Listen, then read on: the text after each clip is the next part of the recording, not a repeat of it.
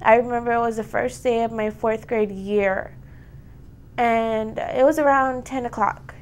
And they called on the intercom saying, oh, Julie Gonzalez needs to come down in the office. She'll be leaving. And I was walking down the hall, and I just hear this lady crying. And I remember I turned the corner, and it was my mom, and I saw her on the floor. And I was like, well, what's going on?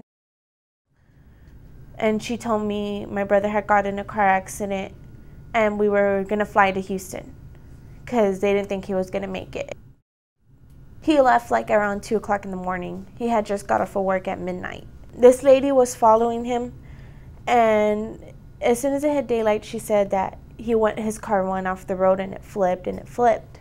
I remember we had everyone coming in, like from the air life people to emergency workers. Everyone just came in to say, wow, you just fell asleep. Everyone thought he was drunk, and he just fell asleep. The first day we went to go see my brother, I remember him having metal sticking out of his ankle, and his knee was turned completely not a normal way. Basically, it was all messed up, and he was bleeding all over. I remember they had put him in ICU, and every single time they were trying to get him off of ICU to put him in a regular room, trying to take him off life support, he would die.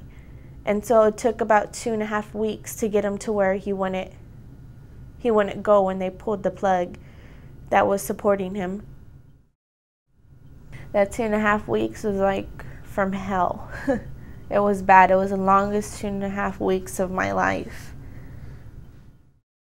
My brother always said when he was young, he always thought he had this crazy thing that he was invincible, like nothing could happen to him. That's all he used to say before his accident.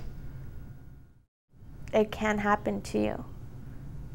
Just don't think that a car accident or anything cannot happen to you, because that's what I thought before my brother's accident, and it happened, and I almost lost my brother, and we're just like super close, and can't imagine my life without him.